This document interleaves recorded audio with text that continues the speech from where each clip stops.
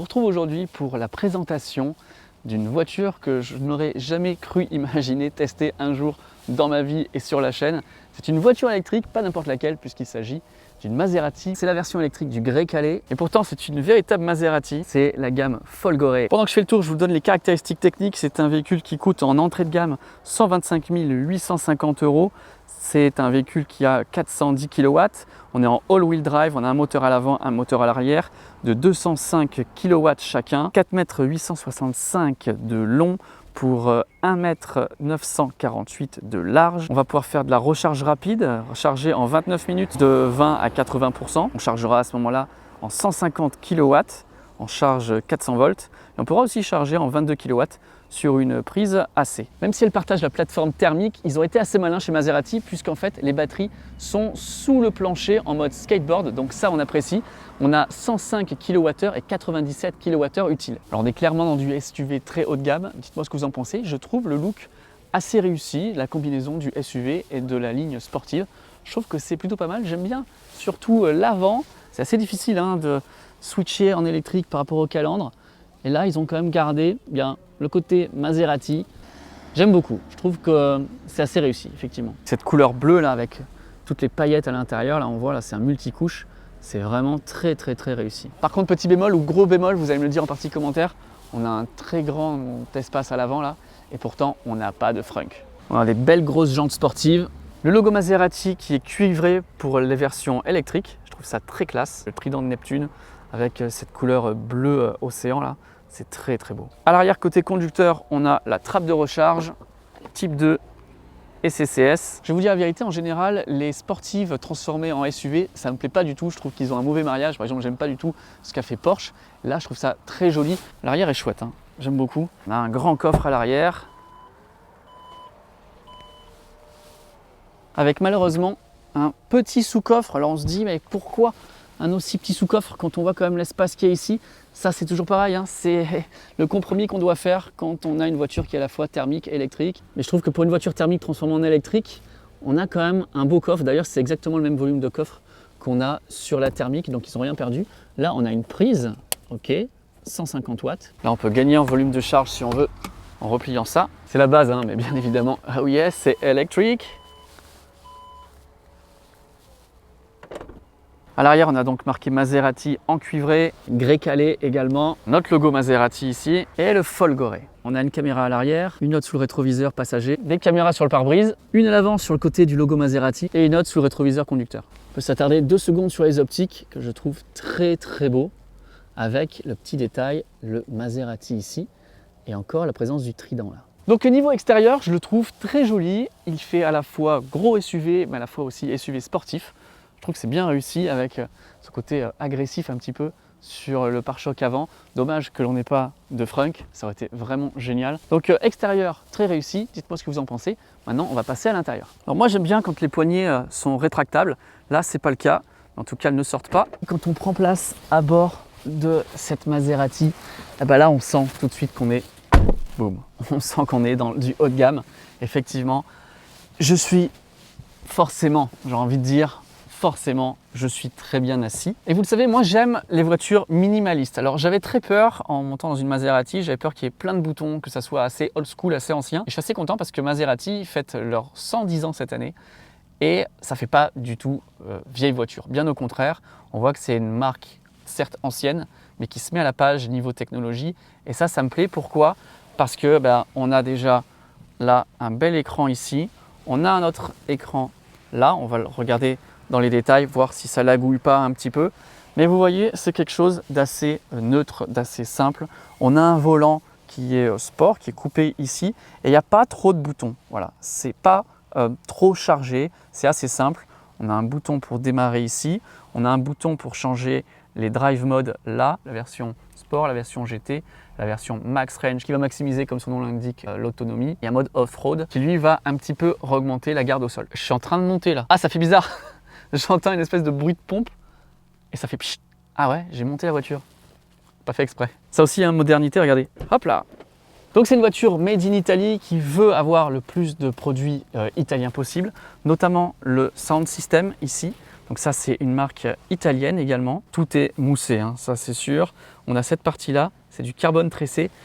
Et vous voyez, alors c'est très joli, hein, ils ont repris aussi le côté cuivré. Alors quelque chose qui, moi, ne me plaît pas, je ne suis pas fan de ça, mais bon, il y a beaucoup de voitures qui le font et pensent que ça fait premium.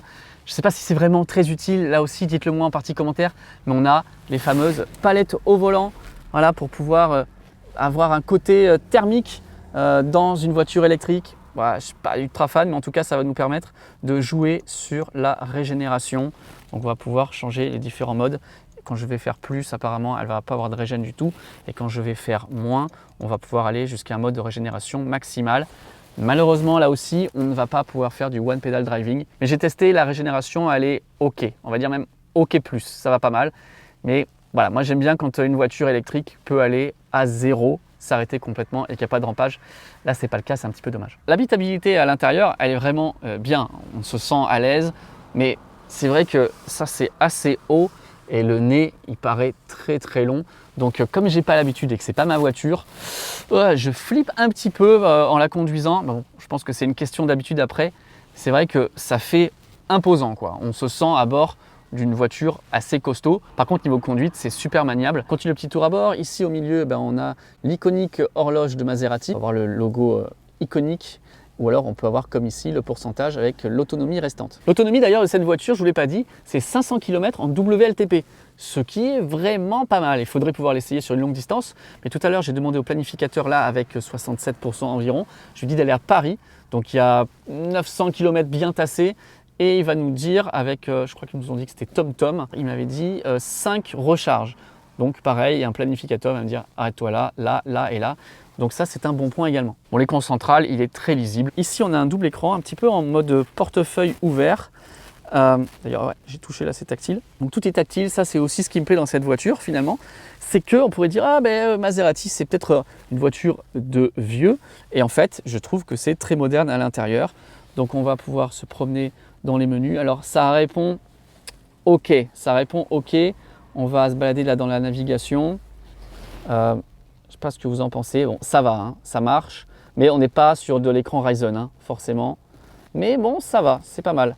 Et là, on a une vue intéressante qui nous permet de voir quelle va être notre autonomie restante. Et si je zoome davantage sur la map ici, on devrait voir apparaître voilà, les bornes de recharge qui sont compatibles avec Maserati. Vous savez, comme on a les cartes chez d'autres constructeurs, ils vous donnent déjà une carte prépayée probablement pendant 1 an, des choses comme ça. Et après, vous les liez à votre compte et vous allez pouvoir, comme un Charge Map Pass, vous badger avec un seul badge qui sera lié avec Maserati. Donc ça, c'est plutôt cool. Alors, qui n'est pas fan du piano black? Levez la main. On a ici ce qui pourrait être le Komodo en fait, hein. Parking, reverse, neutre et drive. On a le drive qui est ici, le parking qui est là. Bon, c'est un coup à prendre. J'aurais pas forcément mis les boutons dans cet ordre-là, mais bon, c'est un choix. Ici, on a un deuxième écran pour tout ce qui va être les sièges chauffants, le volant chauffant, la climatisation. Donc ça, c'est plutôt sympa, ça réagit bien. Au milieu, on a une grosse console centrale, ici avec de quoi charger le téléphone en induction. Là, ça s'ouvre, on a des USB, un USB-C et un USB normal. Au passage, voilà la clé. Ici, on a 2 portes gobelets et comme ils sont super sympas et que c'est des essais presse, ils ont mis des bonbons et des caramels. Voilà comment on achète les youtubeurs. Dans la coudoir, j'ai un grand rangement avec ce que je pense être encore un chargeur à induction et là, une prise 12 volts. Ici, on est sur un intérieur personnalisé, mais je voulais vous faire voir cette partie ici, là. En fait, c'est ce qu'ils appellent de l'éco-nil. Alors, c'est une marque déposée. Mais à l'image de mes bracelets 4Ocean, qui sont donc des filets de pêche récupérés dans les océans, là aussi, c'est du nylon récupéré dans les océans, donc probablement des filets de pêche également, qui ont été récupérés et tressés pour faire les sièges du véhicule. Donc, venant d'une marque comme Maserati, je ne m'attends pas à un côté un petit peu écolo. Je suis agréablement surpris et c'est très agréable au toucher. Ça fait un petit peu un effet soie. Bon, au niveau habitabilité, c'est très bon. Et regardez, on a un très grand toit vitré. Moi, je veux l'ouvrir. Donc, open. Voilà. Ouais. Là, on est pas mal. On peut l'ouvrir à fond. On est encore mieux. Je ne peux pas aller plus loin. Non. On va aller voir à l'arrière ce que ça raconte. Je pense qu'à l'arrière, on a énormément de place. Ouais. Ouais, on a beaucoup de place. Mais regardez. Ça aussi, le problème. Le tunnel central. Eh oui, parce que c'est aussi une thermique. Ça, c'est le petit détail qui pardonne pas. Je peux même rentrer de face.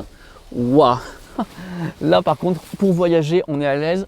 pour aller à Paris. 4 charges, 5 charges. Ouais, 4 je pense parce qu'on n'était pas chargé à fond. Waouh. Ah là c'est premium. Là c'est clair qu'on est le haut niveau du premium. Regardez l'espace que j'ai aux jambes. C'est pas un petit peu scandaleux. C'est incroyable. Non, on est vraiment très bien. Niveau visibilité, ok. Le siège avant ne me gêne pas trop parce que finalement il n'est pas si gros que ça. On voit bien. À l'arrière, la visibilité elle est ok, même si ça monte un petit peu haut là ici. Est-ce qu'on peut descendre la vitre jusqu'au fond? Ah ouais, ça c'est cool. Niveau garde au toit, j'aurais cru plus que ça. Par contre, c'est vrai que si je suis au milieu, alors ouais, au milieu, j'ai lui qui me gêne. Hein. Très clairement, lui m'embête là. Ah, je fais un petit peu moins d'1,80 m et vous voyez, là je touche ici. Là, donc ouais, je me serais attendu à avoir plus de garde au toit par contre. J'ai à peine la main qui passe. Faut pas être beaucoup plus grand que moi. Hein. Là, on a une pochette pour mettre des documents, mais faut pas vouloir mettre une feuille A4 parce que sinon elle va être complètement pliée. Bizarre. À l'arrière, on peut contrôler les sièges chauffants, je suppose, ouais. Il n'y a pas de retour haptique, mais ça clique. Là, on gagne la ventilation. Oh, wow, calme-toi, calme-toi. Non, elle n'est pas autonome. Je sais pas ce qui s'est passé. Là, il y a une petite lumière. Est-ce qu'il n'y a toujours pas dans une Tesla la poignée? Ok, allez, on va faire un petit tour. On sera mieux sans la veste pour conduire. J'appuie ici sur le bouton Start. Chez Maserati, ils ont voulu recréer un bruit Maserati avec les V8 qu'ils ont, les moteurs thermiques, pour pas que les gens soient vraiment perdus. Alors, vous me direz ce que vous en pensez. Vous savez, vous, d'ores et déjà, ce que j'en pense. Mais on va quand même tester parce que c'est censé avoir un bruit d'ambiance. Donc, on va y aller avec un esprit neutre et on va voir l'expérience et voir ce qu'il en ressort. Drive et on est parti. Alors là, j'ai un bruit, effectivement. C'est un bruit de moteur électrique. Un bruit électrisant. C'est pas désagréable pour l'instant. Le bruit des clignotants, par contre, lui, il fait un peu bizarre. Wow, je passe là. Ah, j'ai tellement peur. Wow, je me sens ultra large. Bon, c'est bon, ça va. On essaye un peu d'accélérer, fais voir. Ah, il fait un bruit de secoupe volante et après on entend un ouh, un ronron. Ça va, c'est pas si dérangeant que ça. Bon, là je suis en mode éco, hein. Peut-être qu'en mode sport, ça va pas être la même chose. Donc là j'ai 288 km restants à 67%. Alors c'est des véhicules de presse, hein. Donc forcément les gens qui les essayent, ils mettent le pied dedans. C'est pas vraiment un révélateur de ce qu'on pourrait faire avec cette voiture. Nous aussi on l'a que sur quelques kilomètres. Donc je vais essayer de faire au mieux pour vous la présenter. Je vais mettre en mode sport. Ah, j'ai l'impression que le bruit n'est pas le même. Oh, par contre là elle avance toute seule. Effectivement j'ai aucune régénération. Si je fais là moins, je peux quand même avoir de la régène en étant en mode sport. Donc ça c'est cool. Les modes sont indépendants de la régénération. Ça me plaît. Parce que parfois vous avez des modes sport qui interdisent la régène. C'est passé en rouge ici là. Donc là je freine, vous voyez. Je veux m'arrêter. Non, il s'arrêtera pas. Dommage. Le volant il est super léger. Hein. C'est une grosse voiture, on a l'impression que c'est un tank un peu. Mais ça se manie finalement super bien. Je pense que c'est une question de minutes pour s'y faire. Ah ouais, il y a un bruit sourd, un bruit de ronron de moteur. Effectivement, ça me déplaît pas, je dois bien le dire. C'est pas un bruit envahissant, c'est vraiment un bruit un peu science-fiction d'un peu d'hyperdrive, vous voyez. Donc c'est pas si mal que ça. Ouah, ça part vite. Hein. Ouf. Ok. Vas-y, j'appuie là. Oh, pop. Waouh. Ouh. Et là, j'ai un bruit, il me semble bien. Oh, il y a un ronron là. Il y a un sifflement. On va s'insérer. Hop là. Et de l'extérieur, on l'entend aussi. Donc, si je baisse les vitres, est-ce que je l'entends? Je l'entends pas forcément là, avec les roulements. Mais tout à l'heure, quand on a vu la voiture passer, on a clairement identifié le bruit de la voiture. Alors, je suis très bien assis. Hein. Je vais me mettre un petit peu plus comme ça. Je peux monter encore un peu, j'aime bien être en position haute. Il y a un dos d'âne. Ouais, c'est souple.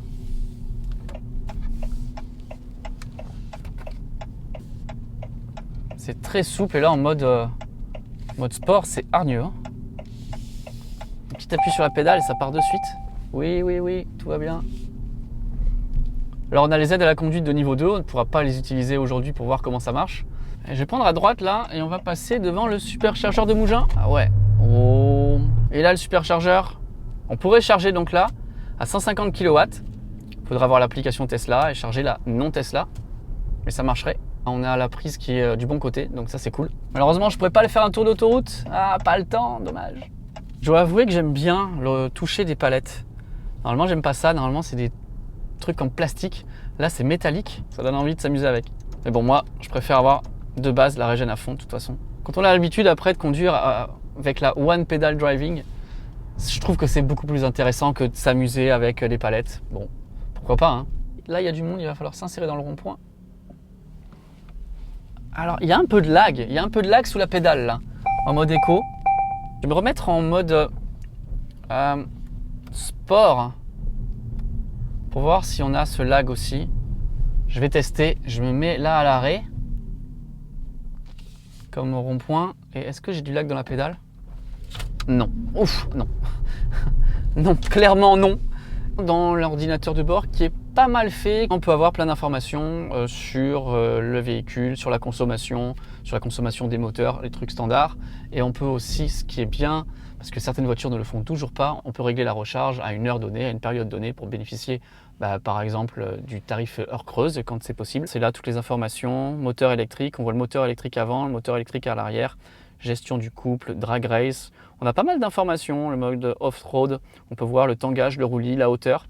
Ça c'est sympa, hein. C'est vraiment pas mal comme information, j'aime bien. On voit le moteur avant, flux d'énergie. On voit le pourcentage de roulis en temps réel, ça j'aime beaucoup.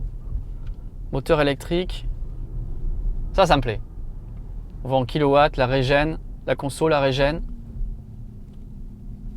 Gestion du couple. Ah waouh, sont bien toutes ces informations. Ça reprend tout. Donc là, on a le niveau de batterie, température de la batterie, chouette, 24 degrés. Et la batterie 12 volts également. Ah, ça c'est rare. Hein. C'est clair, c'est net. Bravo. J'aime bien celui-là, moi, où on voit la différence entre le moteur avant et le moteur arrière. Après, ce que je regrette, vous voyez, c'est le bruiteur qu'on a à l'intérieur pourrait être désactivable avec le bruit intérieur. Que ça existe, je veux bien, mais que ça soit obligatoire, ça m'embête un peu parce que c'est vrai qu'on aime quand même dans une voiture électrique avoir le calme, la sérénité. Et là on n'a pas. Alors après vous allez me dire mais ouais, mais une personne qui veut avoir une Maserati, justement il veut retrouver ça. Donc ouais, ok, ça se comprend. Allez, la montée, on l'attaque. Wow, wouhou. Elle a la pêche, hein. Elle a une sacrée pêche. Effectivement qu'elle a la pêche cette Maserati avec 400 kW répartis à l'avant arrière, ça en fait effectivement une super voiture all-wheel drive malgré les points faibles de son côté thermique. On va en reparler dans un instant puisque je vais vous lister les points positifs, les points négatifs. Ce sera le moment aussi de vous faire travailler.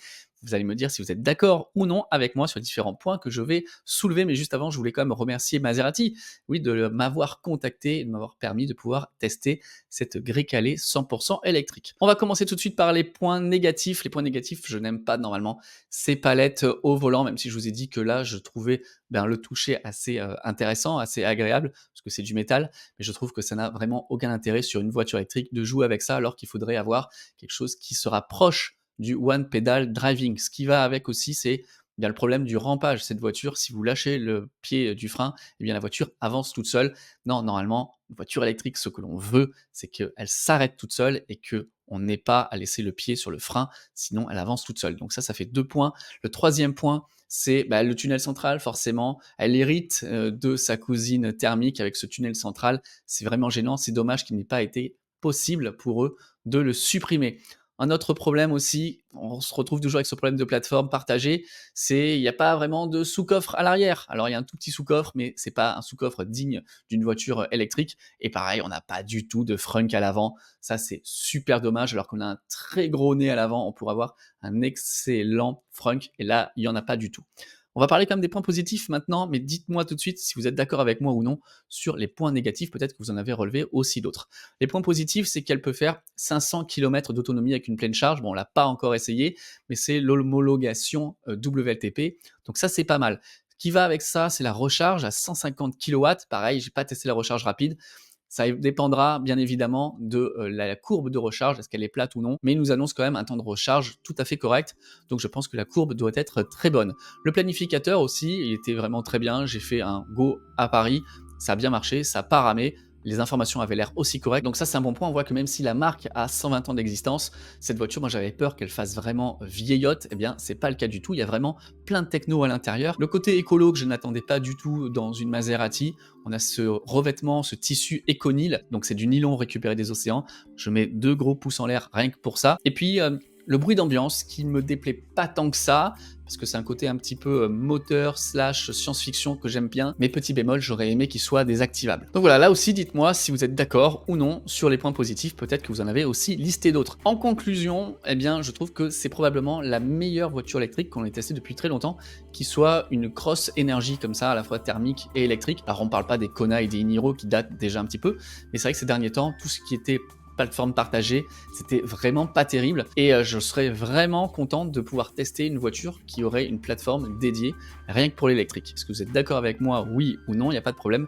La section commentaires est là pour ça. Juste un petit truc, je pense que tous les points faibles que je donne par rapport au fait qu'elle n'ait pas de frunk, le coffre arrière, le tunnel central, ça ce sont vraiment des arguments de personnes qui ont des voitures électriques depuis longtemps, mais je pense que ces voitures Maserati sont destinées à un public déjà de Maserati et je pense que ça ne sera pas un frein dans l'achat de ces Maserati 100% électriques. Merci encore à vous d'avoir regardé cette vidéo, j'espère qu'elle vous aura plu. Laissez un grand pouce en l'air, laissez des commentaires, partagez-la aussi, ça aide énormément. Et nous on se retrouve très bientôt pour de prochains tests de voitures électriques les amis.